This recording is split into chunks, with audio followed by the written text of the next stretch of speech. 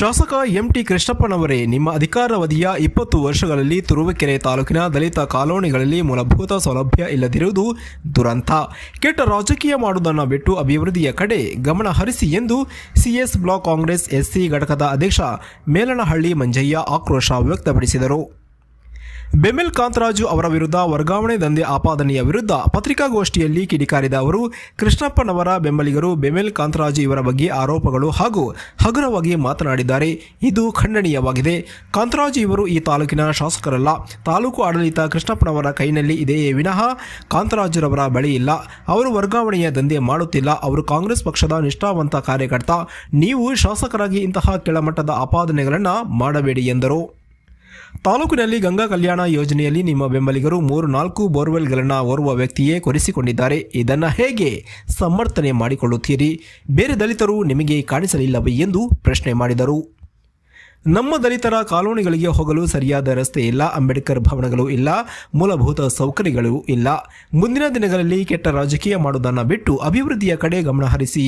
ಬೆಮೆಲ್ ಕಾಂತರಾಜುರವರ ಬಗ್ಗೆ ಮಾತನಾಡುವಾಗ ಎಚ್ಚರಿಕೆಯಿಂದ ಇರಿ ಎಂದು ಅವರು ಆಕ್ರೋಶ ವ್ಯಕ್ತಪಡಿಸಿದರು. ಕಾಂಗ್ರೆಸ್ ದಲಿತ ಮುಖಂಡ ಗುರುದತ್ ಮಾತನಾಡಿ, ಶಾಸಕ ಕೃಷ್ಣಪ್ಪನವರು ಗಾಳಿಯಲ್ಲಿ ಗುಂಡು ಹಾರಿಸಿದಂತೆ ಮಾತನಾಡಿದ್ದಾರೆ. ಅವರ ವರ್ಚಸ್ಸಿಗೆ ಅದು ತಕ್ಕುದಲ್ಲ ಎಂದರು.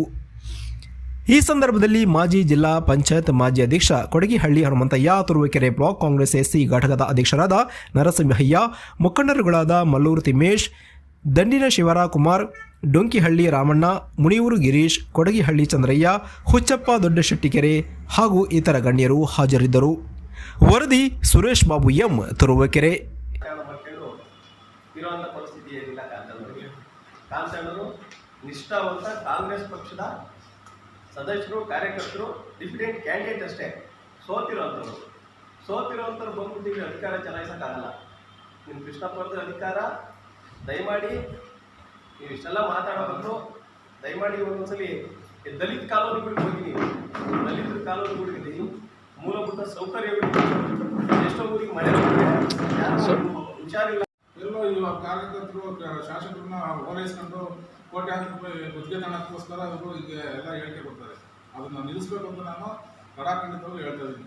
ಏನಾದ್ರು ಕೆಲಸ ಇದ್ದರೆ ಕಾರ್ಯಕರ್ತರು ಬರಲಿ, ಕೆಲಸ ಮಾಡಿಸ್ಕೊಡ್ತೀವಿ. ನಾವು ಕಾಂಗ್ರೆಸ್ ನಾವು ಅಷ್ಟು ಆತ್ಮಸ್ಥೈರ್ಯ ಇದೆ ನಮಗೆ. ಯಾಕಂದರೆ ಕೃಷ್ಣಪ್ಪರ ಕೈಲಿ ಆಗಲ್ವಲ್ಲ, ನಮ್ಮ ಕಾಂಗ್ರೆಸ್ ಕೈಲಾಗುತ್ತೆ ಅಂತ ಅವರೇ ಎಲ್ಲ ಹೇಳ್ಕೊಡ್ತಾ ಇದ್ದಾರೆ. ಯಾವುದೇ ಆಧಾರ ಇಲ್ಲದಲ್ಲೇ ಸುಮ್ಮನೆ ಅವ್ರ ಬಗ್ಗೆ ಏನೇನೋ ಅವ್ಯಾಚ್ಯ ಶಬ್ದ ಮಾತಾಡೋದು ಇವೆಲ್ಲ ಬಿಡ್ಬೇಕಾಗತ್ತೆ. ಏನು ನಮ್ಮ ದಲಿತರಿಗೆ ಏನು ಕೊಡಗಿದ್ರು ಕೃಷ್ಣಪ್ಪರಿಗೆ ಹೇಳ್ಬೇಕು. ದಯವಿಟ್ಟು ಒಂದು ಕಾಲೋನಿಗಳಿಗೆ ಒಂದು ಮೂಲಭೂತ ಸೌಕರ್ಯಗಳಿಲ್ಲ, ಮತ್ತೊಂದಿಲ್ಲ, ಅದ್ರ ಬಗ್ಗೆ ಹೋಗ್ಬೇಕು.